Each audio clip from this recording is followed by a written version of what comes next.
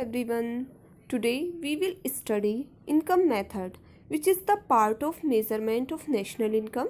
In last video we started the methods of measurement of national income and we studied value added method in that video. Today we are going to study the next method of measurement of national income. So let's start today's session. Income method. Income method होता क्या है?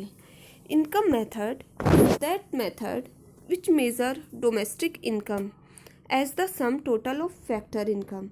Income method वो method है जो measure करता है domestic income को. Domestic income तो सभी जानते हैं, जो एक जोग्राफिकल बाउंड्री के अंदर जितना भी प्रोडक्शन हो रहा है उसको मेज़र करता है as the sum total of factor income.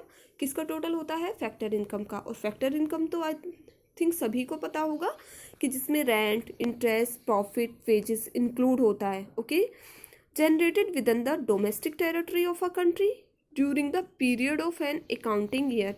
It means कि एक अकाउंटिंग ईयर में और with in a domestic territory, एक डोमेस्टिक टेरिटरी के अंदर यानी कि एक जोग्राफिकल बाउंड्री के अंदर जितना भी इनकम अर्न हो रही है, यानी कि जो फैक्टर इनकम है वो अर्न हो रही है, उसको हम कहते हैं income method.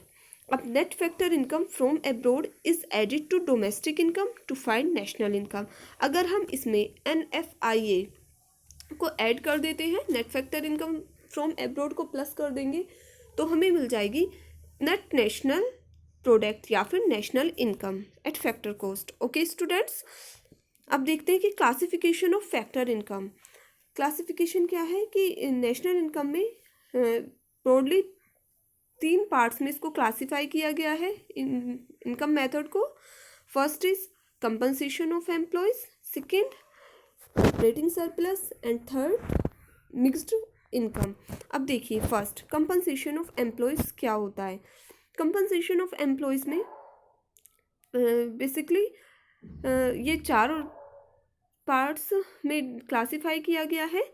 First is wages and salary in cases, या फिर यह कह सकते हैं कि इसको सिर्फ 2 पार्ट्स में डिवाइड किया गया है. एक तो हो गई वेजेस एंड सैलरीज और दूसरा हो गया employer contribution to social securities. ठीक है, wages and salaries in cash, 2 तरीके से सैलरी मिलती है. एक तो कैश में जो सैलरी मिल रही है और दूसरा payments in kinds. Payments in kinds का मतलब होगा जो free accommodation, free meals, free education, free health services provide कराते हैं, एम्प्लॉयर्स प्रोवाइड कराते हैं अपने एम्प्लॉयज़ को. ओके, देखिए wages and salary in case से मतलब क्या होगा, जो कैश के रूप में मिल रहा है, यानी कि जितना तुमने वर्क किया है उसका तुम्हें रिवॉर्ड मिल रहा है. It refers to cash paid और transfer to the salary account of employees by the employer as the reward for the work done during the period of an accounting year. यानी कि तुम्हारे द्वारा इन एन अकाउंटिंग ईयर, एक accounting year में जितना तुमने work किया है उसके बदले तुम्हें जो रिवॉर्ड मिल रहा है, जो तुम्हें पेमेंट मिल रहा है, ठीक है, वो होती है हमारी वेजेस एंड सैलरी, जो कैश के रूप में मिल रही है. ओके, नेक्स्ट क्या होगा?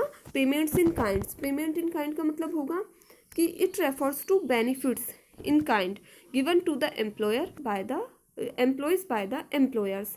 एम्प्लॉयर्स के द्वारा एम्प्लॉयज़ को जो बेनिफिट्स दिए जा रहे हैं, फॉर एग्ज़ाम्पल फ्री एकोमोडेशन दिया जा रहा है, जिसमें रेंट फ्री एकोमोडेशन है, फ्री मील्स, फ्री खाना दिया जा रहा है, free education and health facilities दी जा रही है, तो वो सारी ही क्या होंगी? वो पेमेंट इन काइंड होगा. ठीक है, this is a part of a income method या फिर डोमेस्टिक इनकम. नेक्स्ट है employer contribution to social securities. जो एम्प्लॉयर कॉन्ट्रीब्यूट करते हैं सोशल सिक्योरिटी में, देखिए इसमें क्या आता है. It refers to such payment as provident fund contribution by the employers on behalf of the employees. आपने देखा होगा अब बहुत जगह इंस्टीट्यूशंस में PF कटता है, तो उसका मतलब क्या होता है, जो एम्प्लॉयर कंट्रीब्यूट करते हैं किसके बिहाफ पर? एम्प्लॉयज़ के बिहाफ पर, कि कुछ पार्ट उन एम्प्लॉयज़ की सैलरी का काटा जाता है और उससे ज़्यादा पार्ट, डबल पार्ट वो अपना डालते हैं, तो वो क्या होता है, वो PF के रूप में डिपॉजिट हो जाता है. ठीक है, तो ये हो गया employer contribution to social securities. या फिर पेमेंट ऑफ इंश्योरेंस प्रीमियम, जो इंश्योरेंस प्रीमियम में जो पेमेंट किए जाते हैं वो भी क्या होंगे, एम्प्लॉयर के कॉन्ट्रीब्यूशन होंगे। ओके, नेक्स्ट है पेंशन ऑन रिटायरमेंट। देखिए पेंशन ऑन रिटायरमेंट मैंने आपको पहले भी बताया था कि एक तो होती है ओल्ड एज पेंशन, एक होती है पेंशन ऑन रिटायरमेंट, दोनों में ही डिफरेंस होता है। क्या डिफरेंस होता है, जो रिटायरमेंट पेंशन होती है वो कब मिलती है, it only refers to pension payment as a part of service contract between the employer and the employees. तो जो हमारी रिटायरमेंट पेंशन कब मिलती है, जब हमने अपनी सर्विसेज दी हैं तभी तो हमें रिटायरमेंट हुआ है हमारा। तो हम जो एम्प्लॉयर और एम्प्लॉयज़ के बीच में जो कॉन्ट्रैक्ट होता है कि मेरे रिटायरमेंट के बाद मुझे इतना पार्ट एज अ पेंशन मिलेगा, तो वो होती है हमारी पेंशन ऑन रिटायरमेंट। लेकिन जो ओल्ड एज पेंशन होती है वो होता है हमारा ट्रांसफ़र पेमेंट, जिसके लिए हम कोई अपनी प्रोडक्टिव सर्विसेज नहीं देते लेकिन वो हमको मिलती है नॉन प्रोडक्टिव एक्टिविटी के लिए। ओके, नेक्स्ट पार्ट था हमारा ऑपरेटिंग सरप्लस। ऑपरेटिंग सरप्लस को 2 पार्ट्स में डिवाइड किया गया है। फर्स्ट है income from ownership of property, एक जो प्रॉपर्टी के ओनरशिप के लिए इनकम मिलती है, और दूसरा है income from control of property, जो कंट्रोल ऑफ प्रॉपर्टी के लिए से इनकम हमें अर्न होती है। First income from ownership of property में क्या आएगा, एक आ जाएगा हमारा रेंट, रॉयल्टी एंड इंटरेस्ट। अब रेंट क्या होता है, रेंट तो सभी को पता होगा, rent refers to amount receivable by the landlord from tenant for use of his land and buildings, यानी कि जो अपनी लैंड्स और बिल्डिंग्स को यूज़ करने के लिए जो लैंडलॉर्ड को देना होता है, या फिर या वो अपनी यूज़ कर रहा है, सेल्फ ऑक्यूपाइड होगी अगर, तो वो भी क्या करेगा, वो अपने आप को रेंट देगा, या फिर उसने उधार पर लिया है किसी से, मुझे अपना बिजनेस स्टार्ट करना है तो मुझे क्या चाहिए, पहले मुझे लैंड चाहिए, तो लैंड के लिए मुझे क्या देना होगा, रेंट देना होगा। ओके, लेकिन रेंट में दोनों ही तरह के रेंट इंक्लूड होते हैं, it includes both actual rent as well as imputed rent of self occupied property. Actual rent यानी कि हमने किसी बाहर से उधार ली है लैंड और उसको हम रेंट दे रहे हैं। ओके, दूसरा imputed rent of self occupied property, जो हमारी खुद की प्रॉपर्टी है।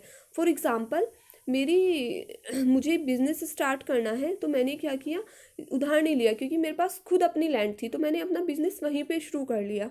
तो मैं लैंड किसी और को नहीं दूंगी, बट मैंने अपनी ही प्रॉपर्टी पे या फिर अपनी ही लैंड पे जो बिजनेस शुरू किया है, तो वो मैं अपने आप को एज अ रेंट अपनी प्रॉपर्टी को, या जो भी मेरी लैंड है जिस पे मैंने बिजनेस शुरू किया है, एज अ रेंट दूंगी। ठीक है, तो वो होता है हमारा सेल्फ ऑक्यूपाइड प्रॉपर्टी पे जो हम रेंट देते हैं। Okay, both are parts of in national income, दोनों ही नेशनल इनकम के पार्ट होंगे, इसमें कोई कंफ्यूजन नहीं होना चाहिए। नेक्स्ट है हमारा रॉयल्टी। रॉयल्टी का मतलब क्या होता है, royalty is the income received for granting leasing rights. इसमें क्या आएगा हमारा, जो ग्रांटिंग लीजिंग राइट्स होते हैं सब सॉइल एसेट्स, फॉर एग्जांपल, या फिर हम इसको कह सकते हैं जो रॉयल्टी होती है वो हम जो पट्टे पे लेते हैं या फिर हमने ठेके पे जो ज़मीन लेते हैं कुछ टाइम के लिए, तो वो इंक्लूड होती है हमारी रॉयल्टी में। जैसे कि हम डिपॉजिट्स ऑफ कोल, आयरन, तो ये सारे जो पार्ट होंगे ये किसके होंगे, ये रॉयल्टी के पार्ट होंगे। ठीक है, नेक्स्ट है हमारा इंटरेस्ट। इंटरेस्ट भी आई थिंक सभी को पता होगा। इंटरेस्ट क्या होगा, इंटरेस्ट का मतलब होगा कि मैंने लैंड तो ले ली, मुझे अपना बिजनेस शुरू करना था, मैंने लैंड ले ली रेंट पर, लेकिन अब दूसरा मेरे को क्या चाहिए, दूसरा कंपोनेंट, मुझे कैपिटल चाहिए, उसमें मशीनरी लगाने के लिए मेरे पास मनी होनी चाहिए। तो मैं क्या करूँगी, मैं जो कैपिटल है उसको बोरो करूँगी, या फिर बैंक से करूँगी, या फिर किसी ब्रोकेज से करूँगी, मतलब इंटरमीडिएटरी फाइनेंशियल इंस्टीट्यूशन से करूँगी, जहाँ से भी मैं मतलब कि, या फिर अपने फ्रेंड से लूँगी। तो जहाँ से भी मैं कैपिटल को लूँगी उसके लिए मुझे क्या देना होगा, उसके लिए मुझे पे करना होगा इंटरेस्ट। ओके, जैसे हमने रेंट में देखा था कि इसमें इम्प्यूटेड रेंट और एक्चुअल रेंट इंक्लूड होता है, वैसे ही इंटरेस्ट भी, चाहे हमारी इम्प्यूटेड कैपिटल हो उस पर भी हमें इंटरेस्ट देना होता है, यानी मेरी खुद की कैपिटल होगी तो उस पर भी मुझे क्या देना होगा, इंटरेस्ट देना होगा। ओके, नेक्स्ट है हमारा income from control of property. इसमें क्या आता है हमारा, इसमें आता है हमारा प्रॉफिट। प्रॉफिट होता क्या है, अब देखिए। Profit is the income of the factor of production called entrepreneurship for organising production and undertaking risk. अब प्रॉफिट अर्न कौन करता है, ये तो सभी को पता है, एंटरप्रेन्योरशिप को मिलता है। क्यों मिलता है एंटरप्रेन्योर को, क्योंकि वो ऑर्गेनाइज करता है प्रोडक्शन एक्टिविटी को एंड अंडरटेकिंग रिस्क, और रिस्क लेता है। ओके, और वो रिस्क लेता क्यों है, for the expectation of earning profit, profit को अर्न करने के लिए। ओके, तो प्रॉफिट को is further split into 3 components. इसको आगे 3 कंपोनेंट्स में डिवाइड किया जाता है, यानी कि जो एंटरप्रेन्योर है उसको 3 तरह का प्रॉफिट मिलता है। फर्स्ट डिविडेंड्स, सेकेंड कॉरपोरेट या फिर corporation profit, next undistributed profit. अब देखिए जो ये फर्स्ट है डिविडेंड्स। डिविडेंड्स क्या होते हैं, डिविडेंड्स का मतलब होता है कि जो प्रॉफिट्स वो अर्न करता है तो उसको क्या करता है, जो भी उसका ओनर होगा उसके साथ क्या करता है, वो शेयर होल्डर्स के साथ उसको डिस्ट्रीब्यूट कर देता है। ओके, तो ये होगा हमारा डिविडेंड्स प्रॉफिट। ओके, यानी कि जो डिविडेंड्स होते हैं, dividends is a part of a firm's profit is paid to the shareholders which is term as dividend, यानी कि जो पेड किए जाते हैं शेयर होल्डर्स को, जो ओनर है फर्म का, उसको बोलते हैं डिविडेंड्स। नेक्स्ट है हमारा कॉरपोरेशन या फिर कॉरपोरेट प्रॉफिट टैक्स। ये तो सभी को पता होगा। कॉरपोरेशन टैक्स का मतलब क्या होता है, corporation tax is like an income tax paid by the corporate to the government. जो भी एक कॉरपोरेट या फिर एक फर्म को गवर्नमेंट को पे करने होते हैं, ओके, जो भी उसके प्रॉफिट का पार्ट होता है उसको एज अ इनकम टैक्स के रूप में गवर्नमेंट को पे करना होता है, तो वो होता है हमारा कॉरपोरेशन टैक्स। नेक्स्ट है हमारा अनडिस्ट्रीब्यूटेड प्रॉफिट। अब अनडिस्ट्रीब्यूटेड प्रॉफिट्स क्या होते हैं, जो रिमेनिंग पार्ट होता है, यानी कि जो बचता है डिविडेंड्स और कॉरपोरेशन प्रॉफिट टैक्स के बाद जो बचता है उसको अनडिस्ट्रीब्यूटेड प्रॉफिट्स बोलते हैं। अनडिस्ट्रीब्यूटेड प्रॉफिट्स का मतलब होता है जो किसी के साथ डिस्ट्रीब्यूट नहीं किए जाते, या फिर कह सकते हैं जब एक firm keep some profits to ensure further expansion और मीट फ्यूचर एक्सपेंडिचर, यानी कि जो एक फर्म फर्दर एक्सपेंशन के लिए या फिर फ्यूचर एक्सपेंडिचर के लिए अपने पास रखती है, उसको बोलते हैं हम अनडिस्ट्रीब्यूटेड प्रॉफिट्स। ओके स्टूडेंट्स, तो प्रॉफिट्स में ये 3 प्रॉफिट्स इंक्लूड होते हैं। First dividend plus corporation tax plus undistributed profit. Okay, next है हमारा मिक्स्ड इनकम। देखिए मिक्स्ड इनकम क्या होती है, mixed income refers to the income of the self employed person using their own labor, land, capital and entrepreneurship to produce goods and services.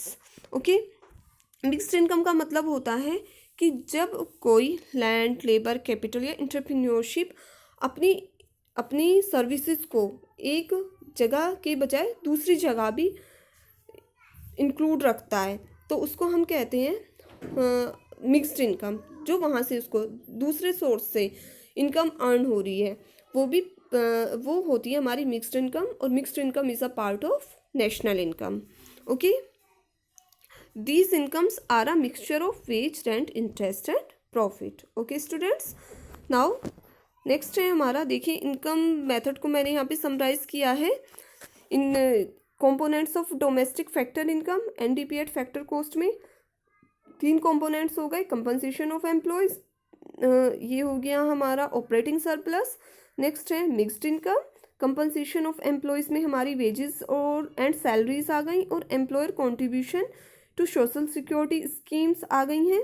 Wages and salary में हमारे 2 तरह की components आ गए, wages in cash and wages in kind.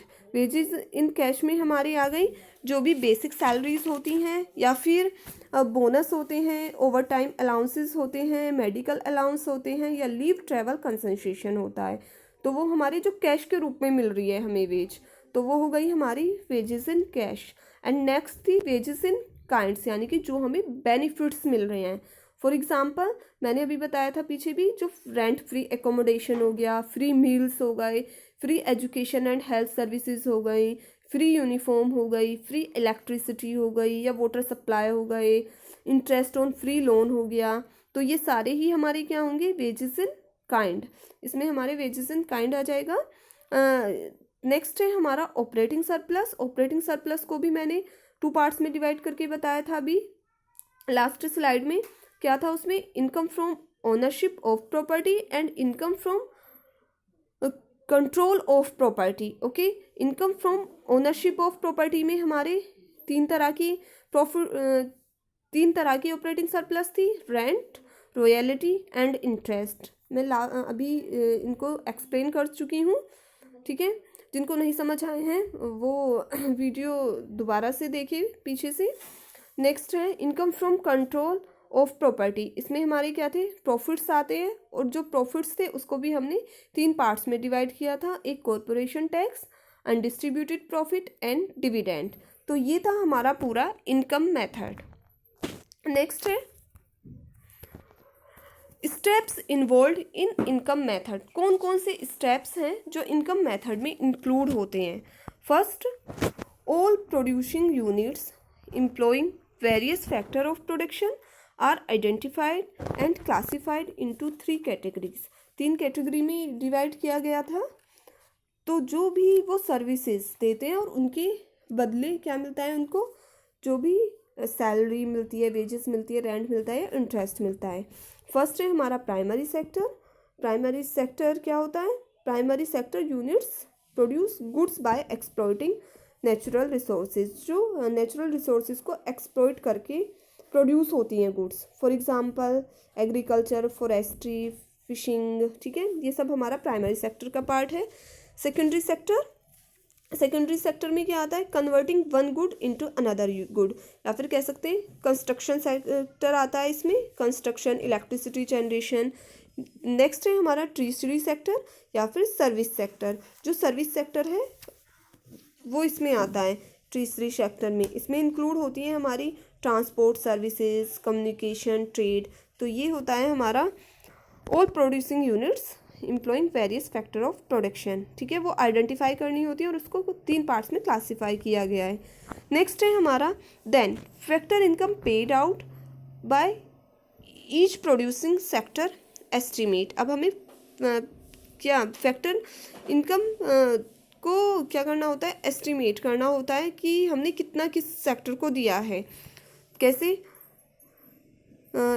Domestic income is equal to compensation of employees plus operating surplus plus mixed income. ये आपको जब questions numerical part करोगे तो उसमें ये आपको यूज़ करना होगा कि कंपनसेशन ऑफ एम्प्लॉयज़, पूरा याद रखना है कि कंपनसेशन ऑफ एम्प्लॉयज़ में कौन कौन से कंपोनेंट्स हमने लिए थे।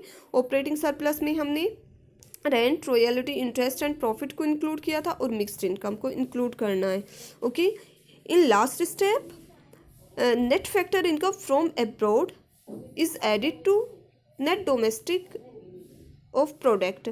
अगर हम एनडीपी में net factor income from abroad को प्लस करेंगे तो हमें नेशनल इनकम मिल जाएगी। ओके स्टूडेंट्स, अब है हमारा प्रिकॉशंस रिगार्डिंग इनकम मेथड। हमें क्या क्या प्रिकॉशंस रखने चाहिए इनकम मेथड को कैलकुलेट करते हुए। First, transfer income like old age pensions, employment allowance, scholarship, pocket expensive. बताइए क्या ये इंक्लूड होंगे नेशनल इनकम में? नहीं, ये इंक्लूड नहीं होंगे क्योंकि ये नॉन प्रोडक्टिव सर्विसेज है। नेक्स्ट है इनकम फ्रॉम इलीगल एक्टिविटीज़। अब ये बताइए कि इलीगल एक्टिविटीज़ से जो हमें इनकम अर्न कर रहे हैं वो इंक्लूड होंगी इनकम मेथड में? नहीं, क्योंकि उनको एस्टिमेट नहीं किया जा सकता। ओके, जैसे थेफ्ट, लॉटरीज, गैम्बलिंग, इनसे जो इनकम अर्न हो रही है वो भी नेशनल इनकम में इंक्लूड नहीं होगी। ठीक है, नेक्स्ट है ब्रोकेज ऑन द सेल और purchase of shares and bonds is to included in national income. जो ब्रोकर्स हैं यानी कि जो दलाल हैं वो जो सेल और शेयर और बॉन्ड्स को सेल करने में और परचेज करने में जो इनकम अर्न कर रहे हैं वो नेशनल इनकम का पार्ट होगी। नेक्स्ट है income tax is paid out of compensation of employees.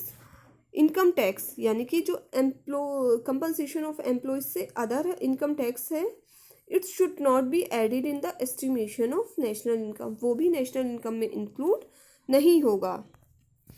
Next corporate tax, dividends and undistributed profits are all the components of profit. देखिए जो कॉर्पोरेट टैक्स है, डिविडेंड्स हैं और अनडिस्ट्रीब्यूटेड प्रॉफिट है, वो सारे ही किसके कंपोनेंट है? प्रॉफिट के कंपोनेंट है। कॉर्पोरेट यहाँ पर गलत लिख गया है, सिर्फ प्रॉफिट्स के कंपोनेंट्स हैं।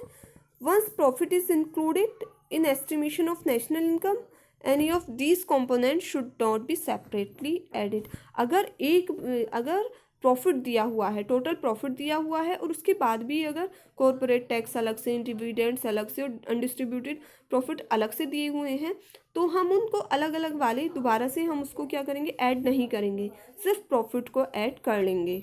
Okay. Next imputed rent of self occupied house या फिर interest on self occupied capital included in national income. जो भी सेल्फ ऑक्यूपाइड हाउसेस पर या फिर कैपिटल पर इंटरेस्ट मिल रहा है या फिर रेंट मिल रहा है, वो नेशनल इनकम का पार्ट होगी। ओके स्टूडेंट्स, आई होप आपको समझ आ गया होगा पूरा कि इनकम मेथड क्या होता है। Okay, thank you.